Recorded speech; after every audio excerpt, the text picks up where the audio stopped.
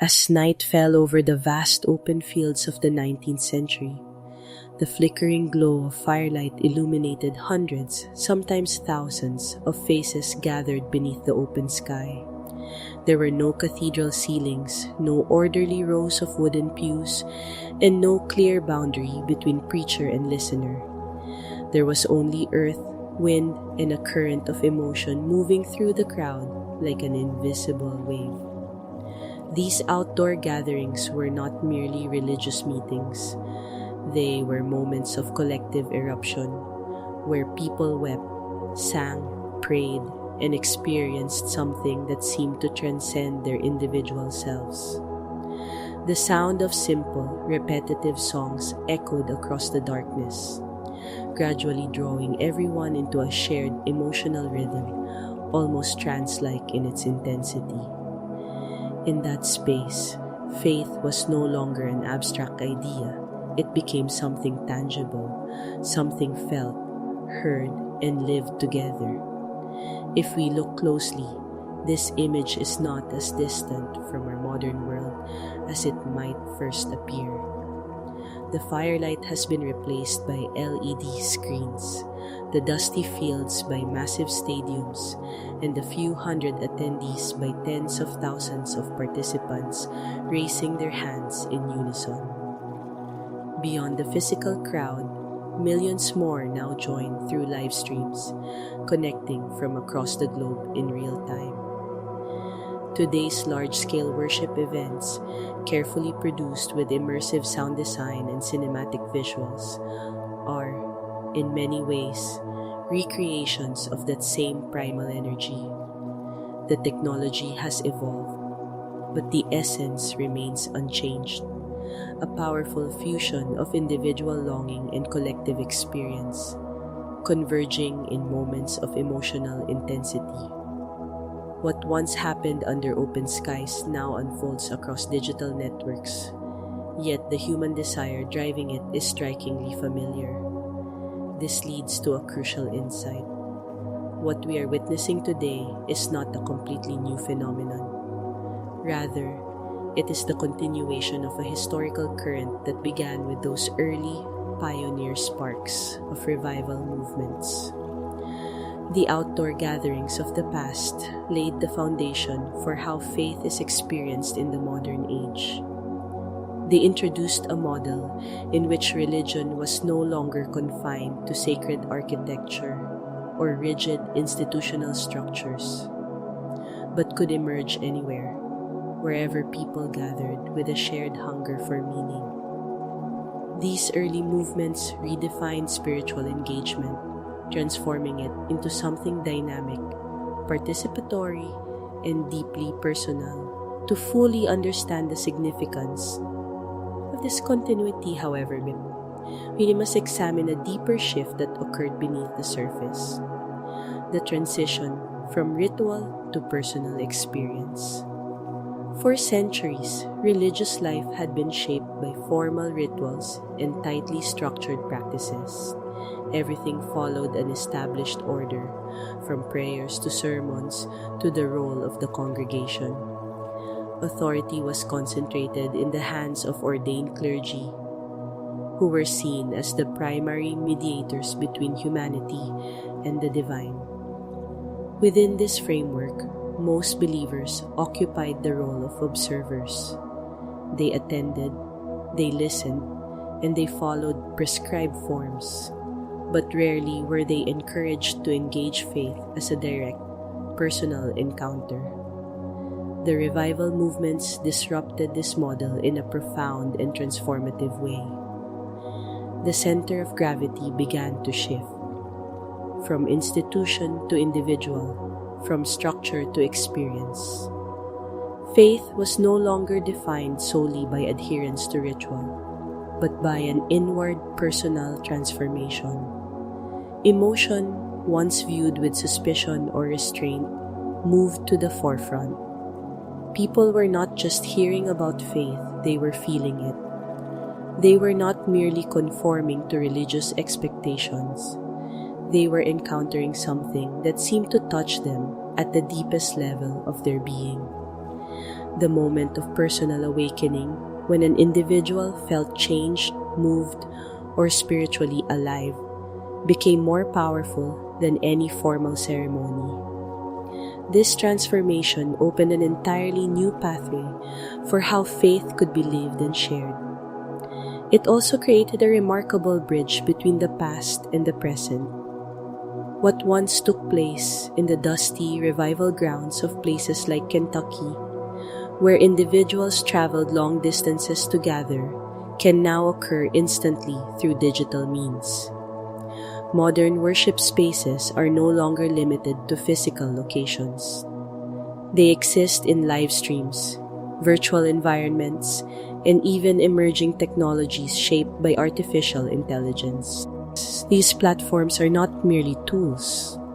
They are new environments where the same kind of emotional and spiritual engagement can take place, reimagined for a different era. And yet, despite these dramatic changes in form, the underlying desire remains constant.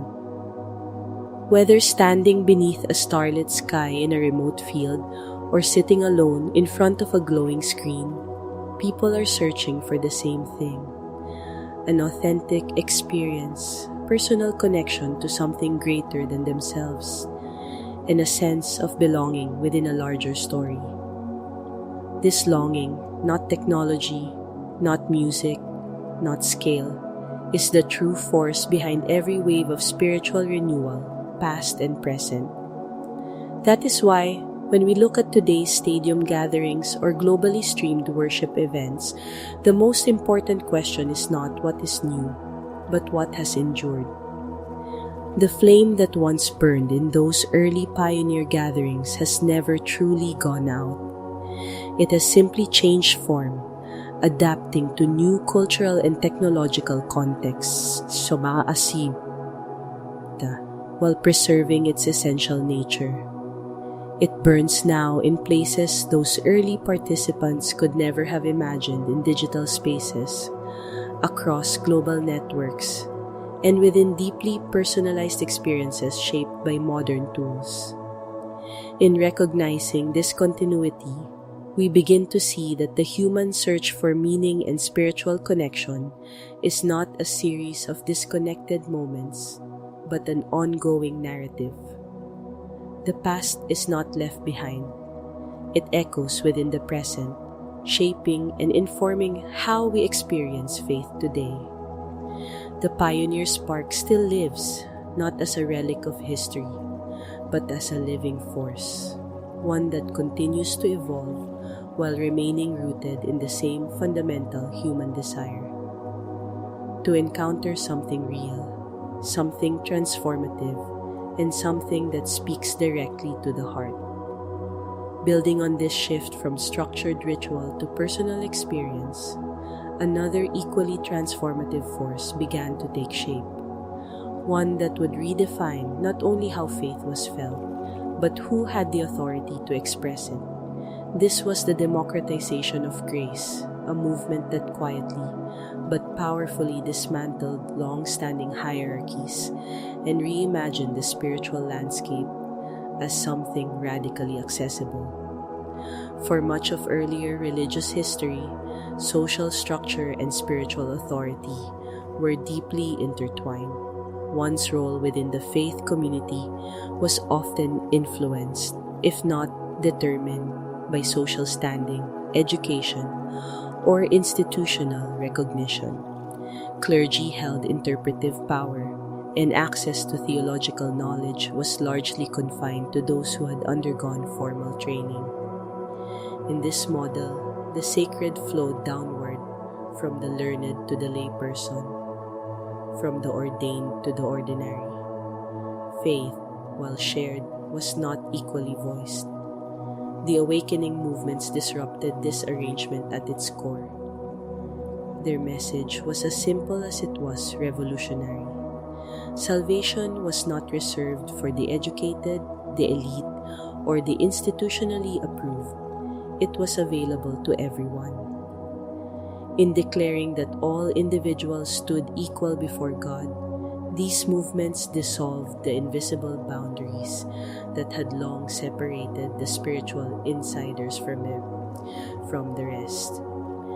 The implications were profound. If grace was universally accessible, then the experience of it and the expression of it could no longer be confined to a select few. Out of this theological shift emerged a new kind of leadership, one that did not depend on formal credentials or hierarchical appointment.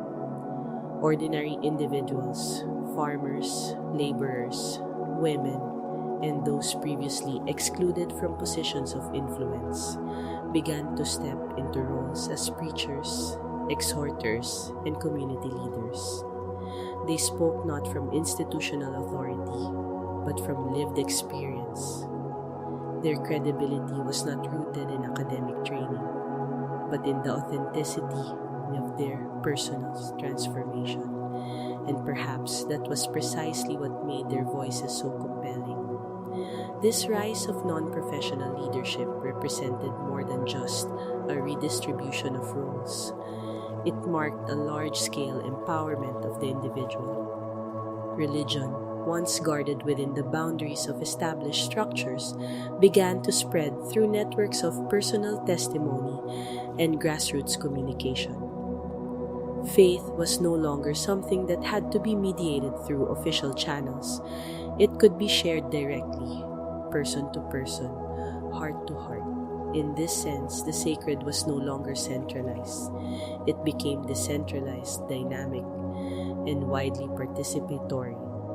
When viewed through a modern lens, this shift feels strikingly familiar. Today, we are witnessing a similar pattern unfold in the digital age. Influencers, individuals without formal religious titles or institutional backing, are shaping spiritual conversations across social media platforms. Through videos, posts, and live streams, they share reflections, testimonies, and interpretations of faith with audiences that often surpass those of traditional congregations. Their authority, much like that of the revival-era leaders, is not derived from position, but from relatability and perceived authenticity. This parallel reveals a deeper transformation that goes beyond simply who is speaking. It extends into how the message itself is delivered. The communication of faith has become increasingly direct, personal, and emotionally resonant. Instead of formal sermons delivered from a distance, messages are now shared in conversational tones, often framed as personal journeys rather than doctrinal instruction. The emphasis is no longer on presenting a system of belief to be accepted, but on inviting others into an experience to be felt. In this way, the democratization of grace continues to evolve, adapting to new mediums while preserving its core principle, that the voice of faith belongs to everyone. As this participatory model of spirituality expanded, it naturally found one of its most powerful expressions in music. If the democratization of grace gave people a voice, then music became the medium through which that voice could be amplified, unified, and emotionally intensified. To understand the rhythm of modern worship, we must again look back to its origins. In the frontier settings of early revival movements, music played a crucial role in shaping the collective experience. The hymns of that era were intentionally simple, repetitive in structure, easy to remember, and designed for mass participation. These were not complex compositions meant for trained choirs. They were communal songs, crafted so that anyone, regardless of musical ability, could join in. The repetition was not a limitation, but a feature. It allowed the message to sink deeper with each cycle, gradually aligning the emotional state of the group into a shared rhythm. Through this process, a subtle but powerful psychological shift occurred. Participants were no longer merely observing a religious event. They were being drawn into it. The boundary between performer and audience dissolved, replaced by a sense of collective immersion. As voices blended and melodies repeated, individuals found themselves entering a state that felt both deeply personal and profoundly communal. Music, in this context, was not just an accompaniment to worship, it was a vehicle for transformation. This dynamic remains at the heart of modern worship music, even as its form has become more sophisticated. Today's worship songs are often produced with professional precision, incorporating elements from contemporary genres and distributed across global platforms, such as streaming services and video sharing networks. They reach audiences far beyond the walls of any single congregation, shaping the spiritual atmosphere of millions of listeners worldwide. And yet, beneath the layers of production and technology, the core elements remain remarkably consistent. Modern worship music still relies heavily on repetition, building emotional intensity through gradual progression. It still emphasizes accessibility, inviting participation rather than passive listening. And it still aims to create moments of collective connection, whether in a crowded arena or through headphones in a solitary space. The scale has expanded and the tools have evolved, but the underlying pattern has endured. In this continuity, we begin to see how deeply interconnected these developments truly are. The democratization of grace empowered individuals to speak, to lead, and to share their experiences of faith. Music provided the structure through which those experiences could be expressed collectively, amplifying emotion and reinforcing connection. Together, they reshaped the landscape of worship, transforming it from a structured observance into a participatory, immersive encounter. What emerges is not a series of isolated changes, but a cohesive evolution, one that continues to unfold in the present. Tingnan na metaphors naman sa box na down naman na social hierarchies sa bisay sa ordinary voices sinton positions sa influence are now at work in digital spaces, redefining authority and expression once again. Diganaw na kami na ni musical patterns that once echoed across open fields now resonate through global networks, carrying with them the emotional cadence of generations past. And at the center of it all remains a simple yet enduring truth, that faith, at its most powerful, is not something imposed from above, but something that rises from within, shared, expressed, and experienced together in ways that continue to adapt, yet never lose their essential human core. As the democratization of grace reshaped who could speak and the rhythm of worship transformed how faith could be felt, another dimension of this movement began to emerge with increasing clarity. Faith was no longer confined to personal transformation alone. It began to reach outward, seeking to reshape the world itself. What started as an inward awakening soon developed into a powerful outward force, giving rise to a deep connection between spiritual renewal and social action. In the historical context of the Great Awakening movements, this connection became unmistakable.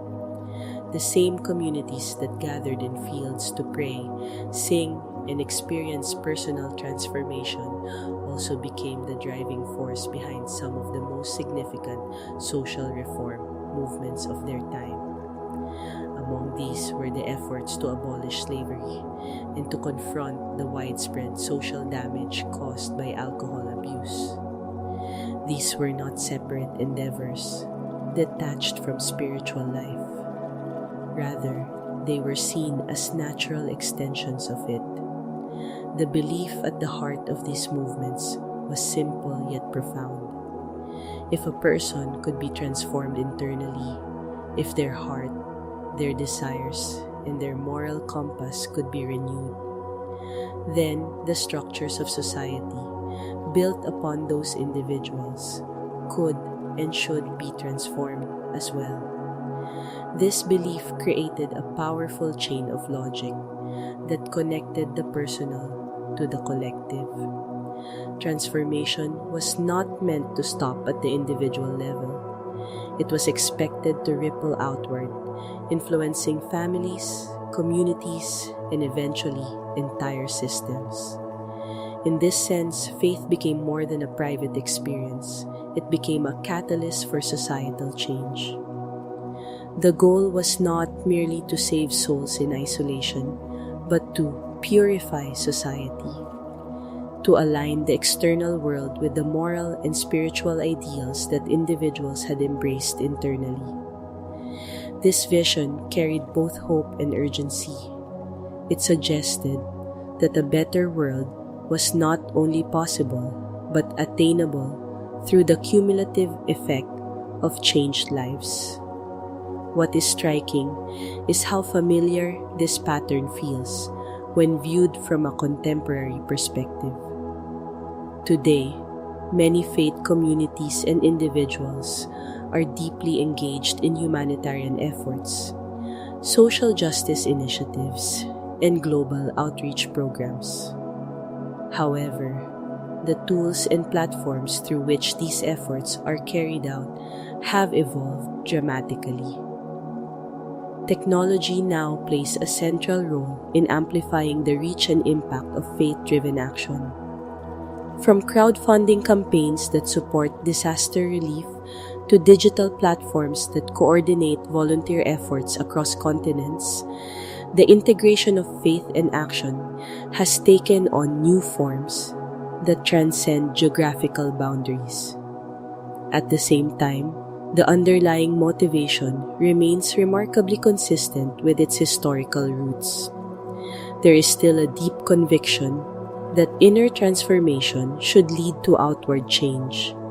That belief must translate into action, whether it is advocating for justice, addressing inequality, or providing aid to those in need.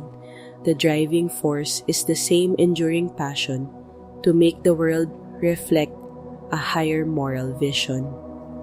This continuity reveals that the connection between faith and action is not a temporary trend, but a defining characteristic of spiritual movements across time. Yet, as we observe this ongoing evolution, another question begins to surface, one that points not to the past or even the present, but toward the future. If the forms of worship, leadership, and social engagement have all adapted to changing cultural and technological landscapes, what might the next stage of this journey look like?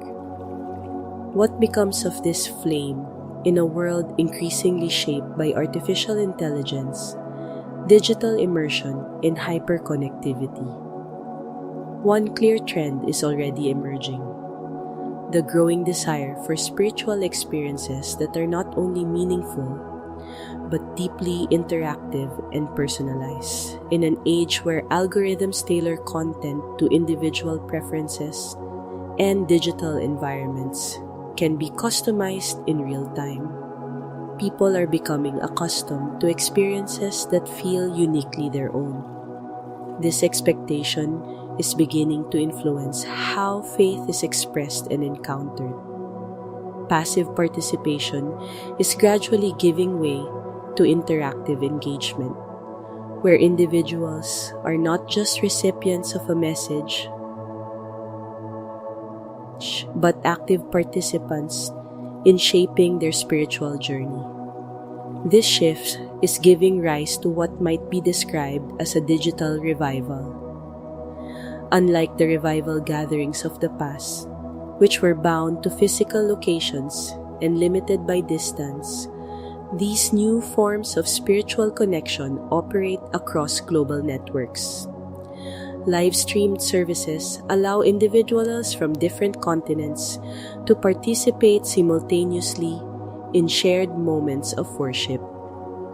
Virtual reality environments are beginning to offer immersive spaces where people can gather, interact, and experience a sense of presence that goes beyond traditional screens.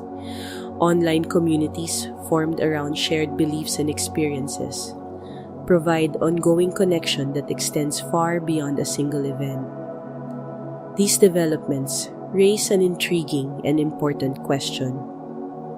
Are we witnessing something entirely new, or simply a modern iteration of the same revival impulse that has appeared throughout history? On the surface, the differences are undeniable. The technologies involved would have been unimaginable to those early pioneers. The scale, speed, and accessibility of these experiences far exceed anything previously possible. And yet, when we look beneath the surface, the similarities begin to emerge with surprising clarity. At their core, both the revival gatherings of the past and the digital spiritual experiences of today are driven by the same fundamental human desires. The desire for connection, for meaning, for transformation, and for belonging. Both create spaces, whether physical or virtual, where individuals can step out of their ordinary routines and encounter something that feels larger than themselves. Both rely on shared emotional experiences to foster a sense of unity, and both blur the boundaries between the individual and the collective, creating moments where personal and communal identity intersect. If this is indeed the case now, then the future of faith may not be defined by a departure from the past, but by an increasingly sophisticated integration of its core elements with new technological possibilities. We may see forms of worship that combine immersive digital environments with real-time global participation. We may witness the rise of new kinds of spiritual leaders who navigate both physical and virtual spaces with equal fluency. And we may continue to see the blending of personal experience and collective expression in ways that deepen rather than dilute the essence of faith. In this unfolding future, the flame that began in the fields of the past does not diminish. It adapts. It finds new mediums, new expressions, and new pathways through which to burn. And perhaps most importantly, it continues to respond to the same enduring human longing that has always fueled it. The search for meaning, the desire for transformation, and the need for connection are not bound to any single era or form. They persist, shaping and reshaping the ways in which faith is lived and experienced. And so, as we stand at the intersection of history and innovation, it becomes clear that we are not witnessing the end of a tradition, but its continuation in a new form. The tools have changed, the environments have evolved, but the fire remains alive, dynamic, and still reaching toward the same timeless horizon. As we step back and take in the full scope of this journey, from the flickering fires of early outdoor revivals to the glowing screens of a digitally connected world, a clear pattern begins to emerge. What may at first seem like a series of disconnected transformations is, in reality, a continuous and unfolding story. The pioneer flame that once ignited gatherings in open fields did not fade with time. It evolved, It moved through changing cultures, adapted to new technologies and reshaped itself within each generation, eventually becoming what we now recognize as modern spiritual identity. At every stage of this progression, something essential has remained intact. The early revival movements redefined faith as something personal and experiential. The democratization of grace broke down barriers and gave voice to the ordinary individual. The rise of participatory worship, especially through music, transformed passive observation into collective immersion. The connection between faith and social action extended inner transformation into outward change. And now, in the digital age, these same elements are being reassembled in new forms, interactive, global, and deeply personalized. When viewed together, these developments do not represent a departure from the past, but a deepening of it. The past is not something left behind. It lives within the present, shaping how faith is expressed, shared, and experienced today.